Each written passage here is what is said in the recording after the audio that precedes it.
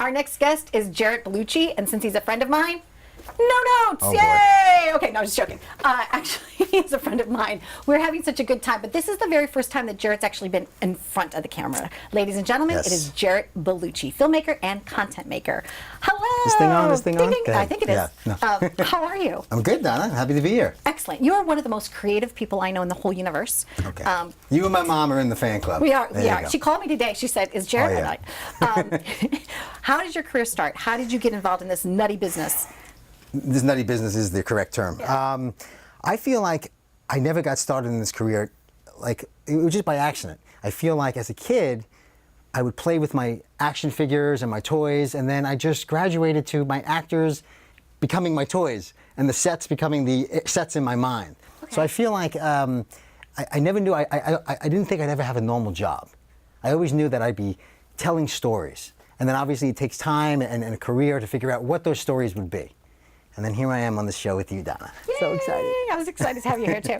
You also, at one time, wanted to go into the music world. You wanted to be a musician, okay? I did. I am a wannabe musician. Okay. I can't play a lick of music, so I used to hang out with bands, and I'd say, listen, I could play visuals. You know, my instrument was the camera, and I could tell their stories, and that became what I did. So I always felt very connected to the music industry, and I've never even, I used to hang out more with musicians than I did filmmakers, because Oh, I felt like the interesting. struggle and finding a voice was a common theme. Okay. Whether you're singing or you're telling a story, it was the that passion. It's excellent. And it shows in your work. You've done some major national commercials. You know, Tropicana, MasterCard, Polar, not the Polar Express, but Polar. I wish I did that one. There you go. Maybe you will Yeah, next yeah. time. Tell us about that process for you. How did you get into doing like large commercials? So, believe it or not, one of the ways I got into this was I was living out in California, and right after 9/11, I moved back to New York, and I went out there to do music videos. Okay. Because again, I wanted to do music videos. And after 9/11, I said, let me take this combination of production that I learned and this love of advertising, which was my background, and combine them. Hence a commercial. And one of the first commercials I ever made that I wrote and directed was for a large athletic brand, and it was so, even the commercial itself just rang true with me. It was about somebody who, in order to be something, you have to see it in your mind first. And I wanted to be the best commercial director, or whatever it is I was going to be, and that's what came across on the camera. And believe it or not, that commercial. Now I don't watch sports. I hate sports. I could care less. Which is so funny. I do so much Right. work in sports because a lot of this human spirit and this the willpower of people lends itself to athletes very easily. So here I am doing it. sport commercials. It's so fantastic. When we originally met, because I was doing voiceovers, to be honest with you, I don't exactly remember how we met, but there were a multitude of connections all in a very short matter of time. And I came over to your place one time, and I was doing voiceovers for a wedding site that you were doing, and you showed me the commercial. And I looked at it, Jarett, and I got teary Thank you. because I was so proud of you, because visually it was just so fantastic. And we're going to be talking about the film that you did, but before we go there, because that also made me cry, tears of joy, you've won some nice awards for your work. Couple of Emmys. A couple bowling trophies. Yeah. You know? Yeah. They're like the I matching have. pair. I've been They're ve- like bookends. Yes, Right. Okay. exactly. Can't just have one. I have to try to win at least two. I was very fortunate in my career where commercials led to branded content, which led to television, and the timeline kept getting longer and longer. So my foray into television work was with the children's show and also a lifestyle show for PBS, and they both won Emmy Awards. So, Congratulations. thank you. So how did it feel when you found out you were part of that award-winning team? You know, Donna, as you know, in this business, things are bittersweet. Yes. So there's a lot of struggle before people are recognized for their work. So I was very proud to be honored. I was proud to be recognized, but there's a lot before that leads up to that. So it's always, you know, people only see the top of the iceberg, right? But it was very exciting. It was great to be recognized. And just to give you a little perspective, the day that I brought home the Emmy, and I was all excited, I got an Emmy, I'm recognized for my work, I'm doing the cliche hold, right? Yes. My 2-year-old son at the time goes, and bites the top and totally dents it. So there's perspective for you in life, right? So. Now dental. That's it. Right? Totally. We'll barter. We'll That's barter it. a dental commercial based said- upon that to fix his teeth, and Yes. it's all good. My goodness gracious, that's so cute. So cute. Took a bite out of the world. Took a bite He's out of just it. like his dad, That's taking a it. bite out of Hopefully. the world. moving forward then, Yes. so after you're still working in the industry, you're doing a lot of things. You know what I heard about you on the set is that boy. you make it fun. You know, I hope it's fun. It's zany, crazy, just like we do here, a little, you know, irreverent at times, and just you live it up. So that wasn't a plug for me, but you do. So when you're on set, what's the process for you? What is that creative process? Why do you like to bring that joy to the job? I like to bring the joy because there are a lot of worst careers out there, right? So we should be very happy that we get to do this and not something we hate, and we get to follow our passion, our dreams.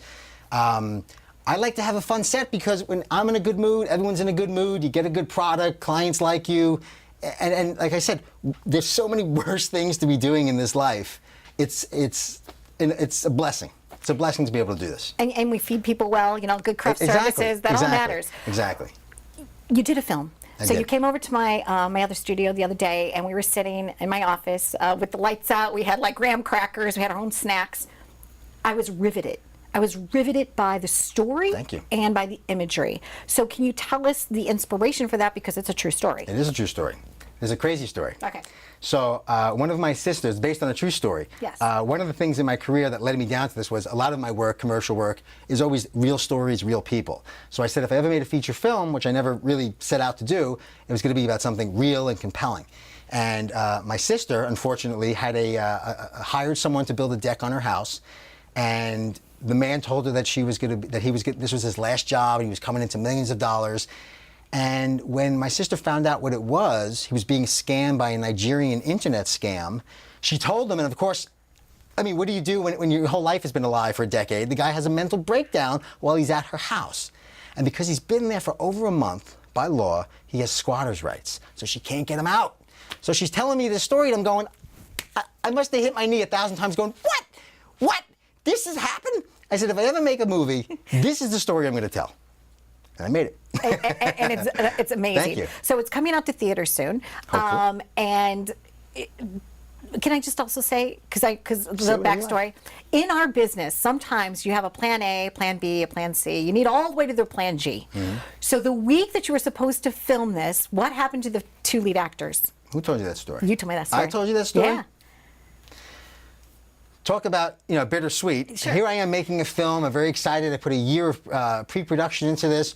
And 3 days before Christmas, about a week and a half before we're scheduled to shoot, my two lead actors bail on me. For whatever reason, I'm not going to get into on your show. But I said, what am I going to do? What am I going to do? And I'm literally driving home from my sister's house, and the Rocky theme song comes on.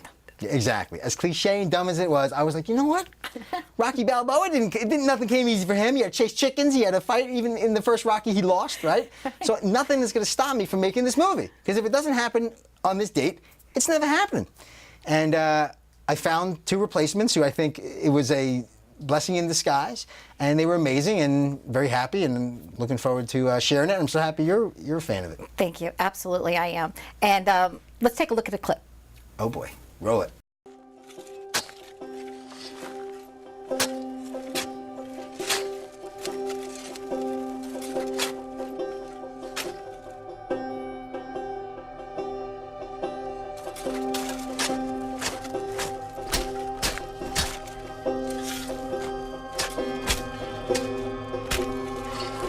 This is a con. Trick. No. Excellent. Can't wait to see it in big theaters. Thank you. Jarett, thank you so much. Thank you, Vem. And for all the people watching, just never give up, right? Never give up. Never give up. The show goes on. Jarett Bellucci. Go to jbellucci.com to see his work. Thank you.